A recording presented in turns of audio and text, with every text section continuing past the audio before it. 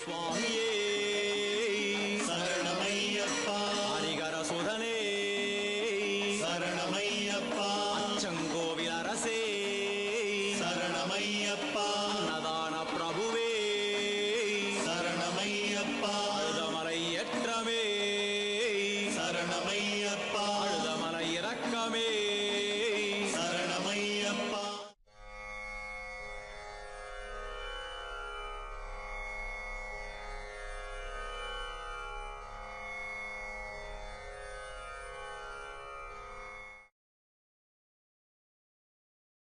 ஓம் சரணோம் சரணோம் சபரிமாதாமலாரூபணம்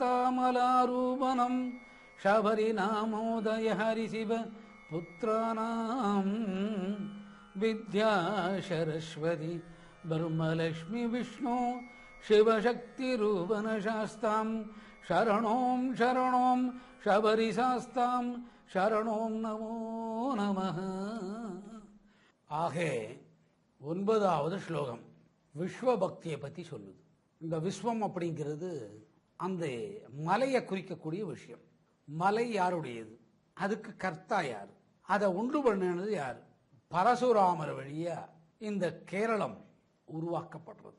இந்த கேரளம் உருவாக்கப்படுதுன்னா அவர் பலவிதமான ஆயுதங்களின் பயிற்சியை எடுத்தவர். பரசுராமர் ராமருக்கு மேலே மகாசக்தி உள்ளவர். அவரோட யோக வித்தை, ஞான வித்தை, அந்த மாதிரி ஒரு மகானுபாவன். ஜமத்கனி முனிவர் வழியா வந்தவங்க. கார்த்தவீரியன் அப்படிங்கிற ஒரு நபரால் அவர் கொல்லப்படுறார். ஜமத்கனி முனிவர். பரசுராமர் அந்த வம்சத்தை 21 முறை அழித்து சங்கல்பம் பண்ணிண்டு அந்த அழித்ததனால ஆனந்தப்படுறார். ஒரு நாள் சிந்திக்கிறார், நம்ம எத்தனை காரியங்கள் செஞ்சிருக்கிறோம், எல்லாமே போயிட்டா, இதனால என்ன பலன்? ராமர் உபயோகித்த தனுஷை விட கோடாலி பிரத்யோகமானது. என்ன வேணாலும் உற்பத்தி பண்ணும். அந்த கோடாலியை எடுத்து வீசுறார். அது ஒரு நீர்நிலைக்குள்ள போய் விழுது. அந்த நீர் கொப்பளிச்சு வருது மேலே. இந்த அதிசயம் நிகழ்ந்த உடனே 3 தேவர்களும் அவர் இருக்கிறதுக்கு ஒரு இடத்தை உற்பத்தி பண்ணி கொடுக்கிறார். இப்படி வந்தது கேரளா பூமி. அதை வந்த உடனே பழமையான நிகழ்ச்சி அவரோட வாழ்க்கையில நடக்குது. நடந்து முடிஞ்சது. அவர் யோசனை பண்றார். அவங்க தாயோட ஆத்மா அவரை சந்திக்குது. உங்க தகப்பனார் ஜமத்கனி முனிவர் அழித்த காலத்திலே அதனோட துக்கத்தை நான் 21 முறை அனுபவிச்சேன். அதை ஒரு காரணமா வச்சு இவாளெல்லாம் துன்பம் படித்தனே. இப்போ உனக்கு இன்பம் வந்திருக்கு. இந்த இன்பத்தை இறைவனோட கொண்டாடணும். இதெல்லாம் ஒன்று சேர்த்து பார்த்தா இதுக்கு விஸ்வபக்தின்னு பேர். மலை, மலை சார்ந்த இடம், அங்க என்ன பண்ணலாம் அப்படின்னு யோசனை பண்றார். தியானத்துல உட்கார்ந்தா இந்த இடத்துல யார் யார் போயிருக்கிறா? பழசு, முடிந்த கதை, நடக்கிற கதை, நடக்க வேண்டிய கதை. இப்ப மதுராக்கு போனேன்னு சொல்லுவா. மதுரா இப்ப இல்லை. மதுரா துவாபர யுகத்தில் முடிகிற காலத்தில் கடல் கொண்டது. இப்ப கடலுக்குள்ள இருக்குது. இதை நாங்கள் ஏற்றுக்க முடியாது. ராமர் வாழ்ந்த காலத்தில் அவர் கட்டின பாலம் இன்னைக்கு கடல் கொண்டுட்டது. அந்த மாதிரியா இவர் எல்லாத்தையும் ஸ்புடம் பண்ணார். ஸ்புடம் பண்ணா இந்த இடத்துல கணிதம்னு பேர். இந்த கணிதம் பூமியோட இயக்கத்துக்கு, மக்களோட இயக்கத்துக்கு, பஞ்சபூதங்களோட இயக்கத்துக்கு எல்லாத்தையும் சேர்த்து கணிச்ச உடனே மேல வந்த இடம், கடல்ல இருந்து கொப்பளிச்சு மேல வந்த இடம் கேரளம்னு பேர் வச்சார். இந்த மொத்த நிகழ்ச்சிக்கு விஸ்வம், விஸ்வாதாரம்னு பேர். இந்த விஸ்வாதாரம் எப்போ இவர் கண்ணுக்கு சீராகுது? அந்த கணிதத்துல பார்த்தா இங்க சபரின்னு ஒருத்தி வந்திருக்கா. ராமாயண காலம் வேறே, துவாபரயுகத்தோட காலம் வேறே, சாஸ்தாவோட காலம் வேறே. அந்த விஸ்வபக்தி யாருக்கு உதவுது? மனிதனுக்கு உதவுது. இப்ப இந்த இடத்துல யார் போயிருக்கிறா? ஷபரீர் ஒரு அம்மா இருந்தாங்க. அது என்ன ரூபத்தில் இருக்குது? மலாரூபணம். யாரோட மலையை மாதிரி இருக்குது? சபரி மாதா. மலை தெரிஞ்சது. இப்ப இதுல யார பிரதிஷ்டை பண்றது, எப்படி பிரதிஷ்டை பண்ணணும்? மறுபடியும் யோகத்துல உட்கார்றார். இன்ன இடத்துல சபரிங்கிற ஒரு பெண்ணை முன்ன வச்சு சபரி மலையை உண்டாக்கி அங்க சாஸ்தாவை பிரதிஷ்டை பண்ணணும். இதுக்கு விஸ்வபக்தி. போன பொருள் வருதுன்னா அந்த பொருளை யார் யார் காப்பாத்திருக்கிறாங்க பாருங்க. முக்கோடி தேவர்கள் காப்பாத்திருக்கிறாங்க, சப்த ரிஷிகள் காப்பாத்திருக்கிறாங்க, பஞ்சபூதங்கள் காப்பாத்திருக்குது, 27 நட்சத்திரங்கள் காப்பாத்திருக்குது. இவங்க வழியா இது மீண்டும் இவங்க கைக்கு சேர்றது விஸ்வபக்தி. இப்ப அதுக்கு என்ன பேர் வைக்கணும்? சபரி நாமோதயம். மலைக்கு பேர் வைக்கிறது. பக்தன், பகவான், குரு. மேல பக்தன், கீழே 2 பக்கமும் குருவும் பகவானும். முக்கோணம்னு பேர் இதுக்கு. அதை தரிசனம் பண்ண உடனே அந்த அம்மா சொன்னாலாம், இதுக்கு சபரி நாமோதயா அப்படின்னு பேர் வைக்கும். ஆன்மீகத்தோட சக்திகளை பிறப்புக்கு பிறப்பு கூட்டி கொடுத்தல். அங்கதான் பெருமாள் பன்றி அவதாரம் எடுக்கச்சே அந்த பூமியை கண்ணால நோக்கினார். அங்க கிழங்கு வகைகள் அவங்களுக்கு உணவு. அந்த கண் பார்வை பட்டதனாலே அந்த இடம் கொஞ்சம் குளிரணும் அப்படின்னு நினைச்சு பிரளய தொகுப்பு காலத்திலே கடலுக்குள்ள இருந்தது. ஒரு மனிதன் ஆன்மீக சக்திகள் வர்ற போது மீண்டும் மாயை பற்றி கீழான நிலைக்கு வருவாங்க. அது தத்தன் தத்தி. அவங்க வந்தது எதனாலே? உடல் பற்று, உடல் கலப்பு மிகுதியால வந்த வாக்குவாதத்தினாலே எருமைகளா மாறினான். அவளுக்கு 2 குழந்தை, பொன் குழந்தை ஒன்றும் ஆண் குழந்தை ஒன்றும். அதுல மகிஷி இந்த மாதிரித்தான் வந்த ஒருவன் எனக்கு கொல்லணும். இந்த தொகுப்புக்கு விஸ்வம்னு பேர். அப்போ மகிஷி வேண்டின்றதே தேவர்களால செய்ய முடியாத ஒரு ஆன்மீக கருத்து. ஹரியும் சிவனும் ஒன்னா சேர்ந்ததுனாலே அவருக்கு ஹரிசிவ புத்திரானாம் அப்படிங்கிற பேர். இதெல்லாம் விஸ்வபக்தி.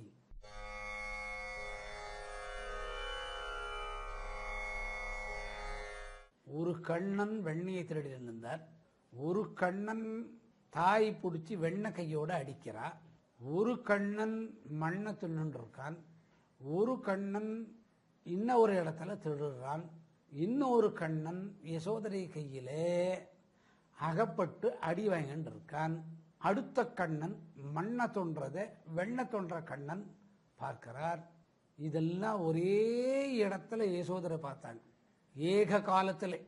இதுக்கு விஷ் அப்படின்னு பேர். விஷ். இந்த பையன் யாரோ ஏதோ தெரியலையே, இப்படி பொய் சொல்றான்.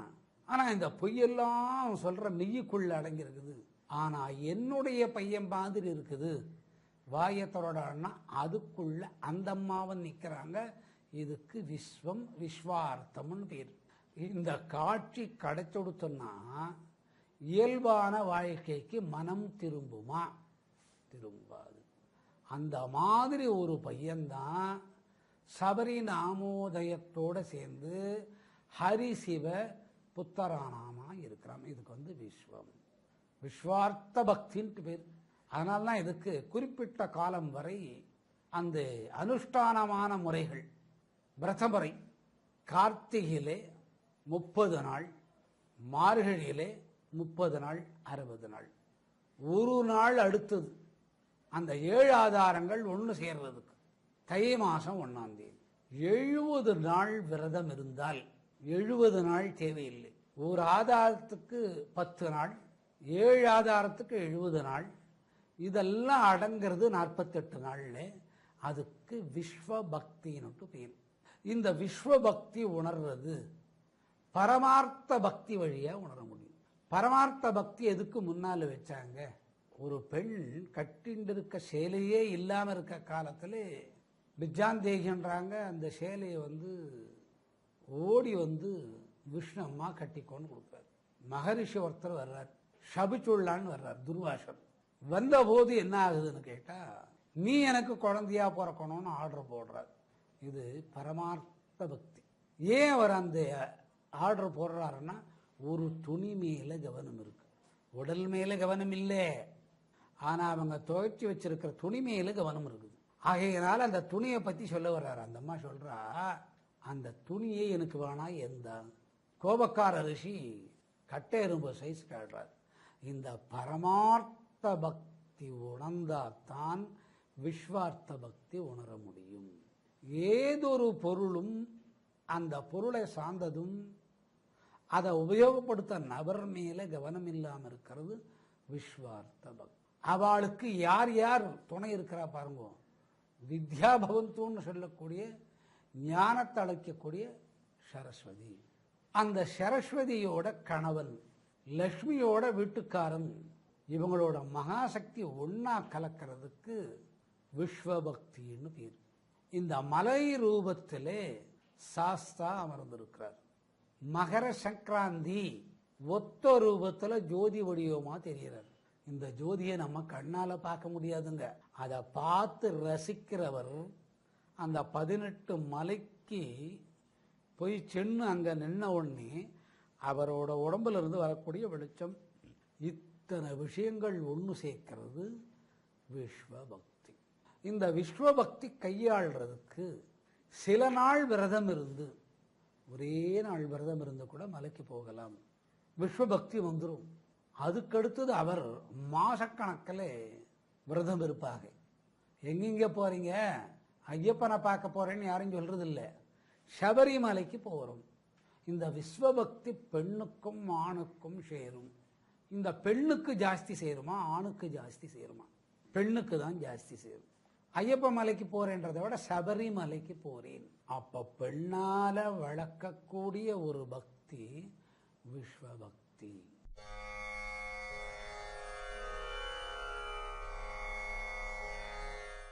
எல்லார் வாழ்க்கையிலும் கிடைக்கும். இந்த விஸ்வபக்தியோட தத்துவார்த்தம் செயல்களை சீராக்குதல். நம்ம உபயோகிக்கக்கூடிய அனைத்து பொருள்கள் இயற்கையை சார்ந்து நம்ம இடத்துல வரும். மகாவிஷ்ணுவோட கண் வழியா தீட்சை வாங்கின பொருளா வரும். கேரள பூமி அதுதான். பன்றி காலத்திலே அந்த பூமியை குடைஞ்சார், மூக்கால குடைஞ்சுட்டு உள்ள போனார். இந்த கடல் பார்த்ததான் இப்படி ஒரு ஆனந்தம் பூமி அனுபவிக்குது. அந்த பூமி பெருமாளோட பாதத்தோட விஸ்வத்தை தரிசனம் பண்ணது. எப்படியாவது இந்த பூமியை மனசு திருப்பி குளிர வைக்கிறதுக்கு கடலுக்கு கொண்டு வரணும்னு நினைச்சது இந்த உப்பு நீர். பரசுராமர் வர்றார், ஜமத்கனி முனியோட பையன். இந்த பூமியை எடுக்கிறதுக்கு என்ன காரணம்? பெருமாளோட மூக்குப்பட்டதுனால அதை வெளியெடுத்துன்னு வர்றார். இதுக்கு என்ன பேர் வைக்கலாம்னு அவர் தீர்மானம் பண்றார். ஷவரின்னு பேர் வைக்கலாம். ராமன் இந்த அம்மாவை பார்த்துட்டு போய் உயிரோட திரும்பி வந்தது அதிசயம். சிவமலையை அசக்கனவன் ராவணேஸ்வரன். அந்த பலசாலியை பார்த்துட்டு திரும்ப வர்றது ராமனுக்கு கஷ்டம். அந்த அனுகிரகம் பண்ணது சபரி. அதனால இவர் வாழ்ந்த மலைக்கு சபரி நாமோதயா. அப்பா பேர் தான் முன்னால வைப்பா, யூஷல். ஹரிசிவ புத்திரானாம் வித்யா அப்படின்னா என்ன? இவன் கற்ப கிரகம்னு சொல்லக்கூடிய தொப்புள் நாபி வழியா ஆகாரத்தை உண்டு பெண் குறி வழியா வராதவன். அதுக்கு பேர் வித்யா. வித்யான்னா இன்னொன்று படிப்பு. இந்த பிரம்மத்தை அந்த வித்யா தத்துவத்துக்கு கொண்டு வந்தது சரஸ்வதி. இந்த விஸ்வத்துக்கு எத்தனை பேர் வேலை செய்யறாங்க பாருங்க. நிர்வாகம் ஆணா இருந்தாலும் அதை நிர்மாணம் பண்றது பெண். எல்லாருக்குமே இந்த மலைக்கு வந்து போறவாளுக்கெல்லாம் எல்லா வகையான இன்பங்களும் வரணும். இந்த விஸ்வார்த்த மூர்த்தி பந்தள மகாராஜா கையில கிடைச்சார். அந்த பிரிஞ்ச போது எப்படியெல்லாம் அந்த மனசு அலைஞ்சிருக்கும். அதனால்தான் அவர் கேரளா மண்ணிலேயே போய் உட்காந்துட்டார். தமிழ்நாட்டுக்கு வரல, தன் தகப்பனார் எதிரிலேயே இருக்கணும். இவ்வளவு மகாசக்தி இருந்த அரண்மனை தான் விஸ்வார்த்த மூர்த்தியான அரண்மனை. அங்கேயே குழப்பம் வந்துருச்சுங்க. அந்த பையனை தொடும்போதெல்லாம் அந்த மகாராணிக்கு இந்த விஸ்வார்த்த பக்தி தெரிஞ்சதான். தொகப்பனாருக்கு அவ்வளவு ஆசை அந்த பையன் மேல். ஈ கூட அந்த பக்கத்திலிருந்து இந்த பக்கம் பறக்கக்கூடாது. அப்போ எப்படி உணர்ந்திருப்பாரு பந்தள மகாராஜா. அந்த மன்னன் எப்படி உணர்ந்திருந்தா இந்த பையன் விஸ்வபக்தியில வந்தவன். மூச்சுக்கு மூச்சு இந்த பையன் பேரு தான். அந்த அம்மா வந்தது. நம்ம வீட்டுக்காரனுக்கு அறிவு கிடையாது, கோபம் வந்தா என்ன பேசுறான்னு தெரியாது. இந்த பையனை வெளியே அனுப்புறதுக்கு என்ன? இந்த பையனோட கைக்குள்ள ரேகையிலே ஞான ரேகைக்குள்ளே பந்தள மகாராஜா அரண்மனையை விட சக்தி வாய்ந்த 18 மலைகள் அடங்கி இருக்குது. இந்த பையனை அங்க கொண்டு போய் உட்கார வைக்கணும்னு நினைக்கிறது யாரு? வளர்த்தம்மா. அதனால அவங்க யோசனை பண்றாங்க. அவங்களோட மந்திரி சொல்லி கொடுக்கிற மாதிரி, எனக்கு புலிப்பால் வேணும். எதுக்கு புலிப்பால் கேட்டார்? அந்த புலியோட வேகத்தன்மை, ஆர்ஸ் பவர், விஸ்வபக்தி இருக்குது.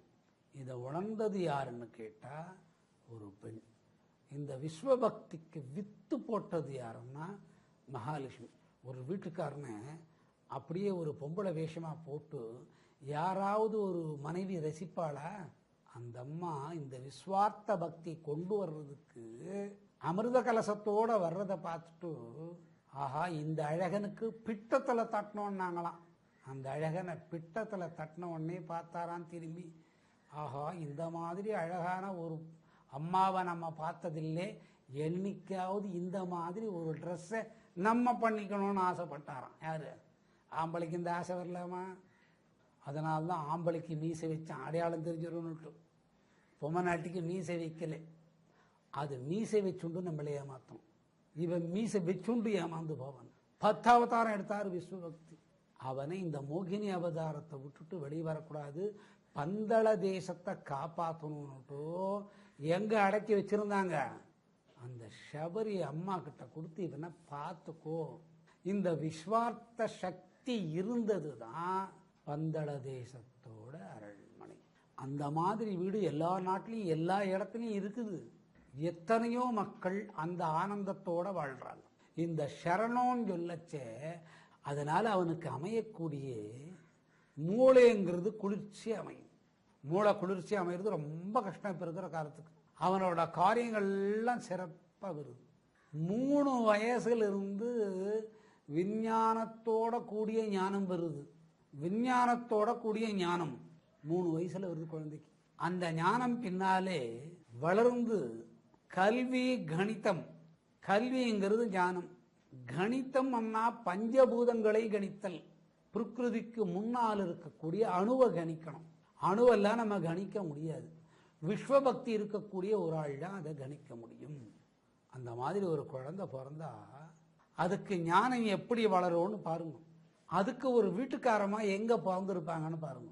ராமன் பிறந்துட்டாரு, அதுக்குன்னு யாரு பிறந்தது? சீதா பிராட்டி பிறந்தா. என்ன பேலன்ஸ்? கணவனுக்கும் மனைவிக்கும் ஒரு பேலன்ஸ் வரணும். அந்த மாதிரி இப்ப அநேக குடும்பங்கள் இல்லை. சில குடும்பம் எல்லா நாட்டில் இருக்கு. அவெல்லாம் எல்லாருக்கும் உபகாரம் பண்றவளா இருப்பா. அப்ப அதுக்கு தகுந்த மாதிரி ஒரு மனைவி, அந்த மனைவிக்கு தகுந்த மாதிரி முன்னால கணிக்கப்பட்ட ஒரு பையன், அதுக்கு தகுந்த மாதிரி பட்டணம். அப்போ பஞ்சபூதங்கள்ல ஸ்புடம் பண்றாங்க. இதுக்கு விஸ்வபக்தின்னு பேர். அதுக்கு தகுந்த வாத்தியார். வாத்தியார் நல்லவனா கிடைச்சா பத்தாது. ஆகியனால் நல்ல சீடன், நல்ல குரு கலியுகத்தில் எங்க கிடைப்பானுங்க? தேடி பாருங்க. சபரிமலைக்கு போயிட்டு வந்தா இது கிடைக்குங்க. விஸ்வபக்தின்னு பேர். அப்புறம் கல்வி எதை சார்ந்தது பாருங்க? ஞான வைராகியத்தை சார்ந்தது. ஒரே குழந்தைய படிக்கிறதுக்கு 4 கோடியா அப்படின்றார் அப்பா. அடுத்த வருஷம் தலையில முடி கொட்டிடுது.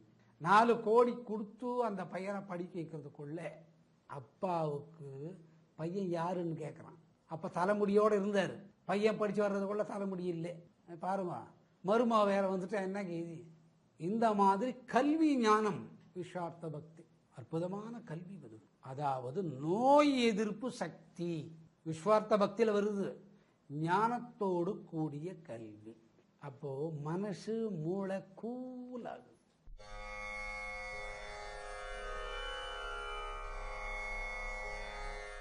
வித்யா பவந்தூன்னு சொல்லக்கூடிய சரஸ்வதி தேவி கற்றுக் கொடுக்குறா.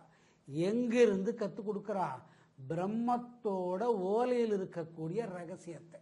பிரம்மத்தோட ஓலையை படிக்கவே முடியாது, ரொம்ப கஷ்டம். பிரம்ம ஓலையை படிக்கக்கூடிய ஆன்மீக சக்தி அருளக்கூடிய சரஸ்வதி அருள் கொடுக்கறதுக்கு பேரு விஸ்வபக்தி. இந்த விஸ்வார்த்த பக்தி இருக்கிற இடத்துல ஒரு வீட்டில் மகான் பிறக்கிறார். பந்தள மகாராஜாவோட அரண்மனை என்ன? விஸ்வார்த்த பக்திக்கு இருக்கக்கூடிய அரண்மனை. இதுக்கு தான் ஆர்கிடெக்ட் டிசைன் ஹவுஸ் பேர். நல்ல வீடு, நல்ல மனைவி, நம்ம நினைக்கிறதுக்கு முன்ன மனைவி அது செஞ்சு கொடுக்கணும். என்ன நினைக்கிறான்னு தெரியணும்னா அந்த அம்மாவுக்கு இந்த பக்தி இருந்தால் தான் தெரிஞ்சுக்க முடியும். தாயால ஞானம் வரும். சங்கருக்கு யாரால நியாயம் வந்தது? அம்மாவாலே. சும்மா ஒரு மேல்போக்கா நான் சந்நியாசத்தை என் பையனுக்கு கொடுக்க மாட்டேன்னு சொன்னான். தாயாரால வரக்கூடிய ஞானம் நீடிக்கும். உலகமெல்லாம் அவரோட கரும்பு வில்காரியோட மடம். அந்த மாதிரி ஒரு தாய் இருந்தாத்தான் பையனை 18 மலைக்கு அனுப்ப முடியும். படியல்ல, அதுக்கு விஸ்வபக்தி. பிறந்த குழந்தைங்க சுகமான காலத்தில் பிறக்குது. குழந்தைங்களுக்கு நரம்பு சம்பந்தமான நோய்கள் இல்லாத பிறக்குது. நரம்புகளால் தளர்ச்சி இல்லாத குழந்தைங்க பிறக்கும். உள்ளாக்கு சீரான குழந்தைங்க பிறக்கும். சொரிசரங்கு இல்லாத குழந்தைங்க பிறக்கும்.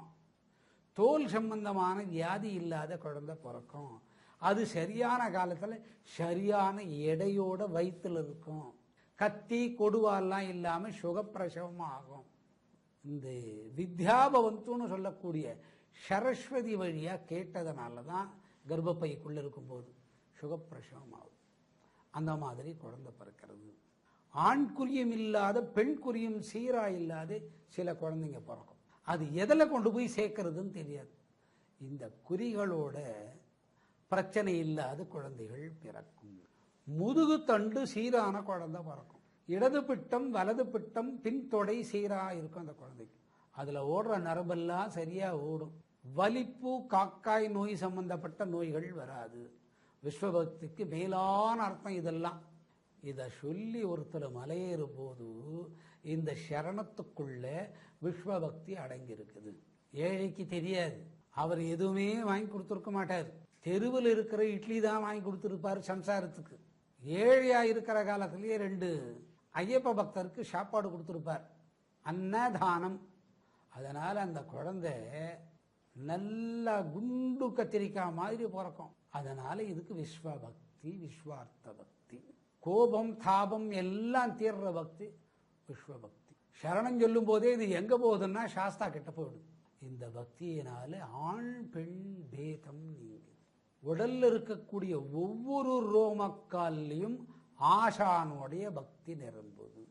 நம்ம இந்து மதத்திலையும் மற்றைய மதத்தில் இருக்கக்கூடிய ஞானிகள் இந்த ஆன்மீகத்தை சந்நியாசம்ங்கிற போர்வையை மேலே போத்து வளர்த்துருக்கிறாங்க. அதை சொல்ல புறப்பட்டு வந்தவர் தான் இந்த சரணத்துக்கு சொந்தக்காரன். சரணம் சரணோம்னா விஸ்வபக்திக்குள்ள மனம் அடங்கிறது.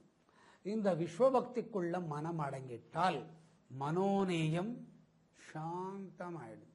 உடம்பையும் கூலா வச்சுக்கலாம், பிரெயினையும் கூலா வச்சுக்கலாம். இந்த 2த்தையும் கூலா வச்சிருக்குன்னா இளமையா இருப்பாங்க. இந்த விஸ்வபக்தி எதுக்குள்ள இருக்குதுன்னா இந்த 9வது ஸ்லோகத்தில் இருக்கக்கூடிய ஓம் சரணோம் சரணோம் சபரி மாதா மலாரூபணம் சபரி நாமோதய ஹரி சிவ புத்திரானாம் வித்யா சரஸ்வதி பிரம்ம லக்ஷ்மி விஷ்ணு சிவசக்தி ரூபனா சாஸ்தாம் சரணோம் சரணோம் சபரி சாஸ்தாம் சரணோம்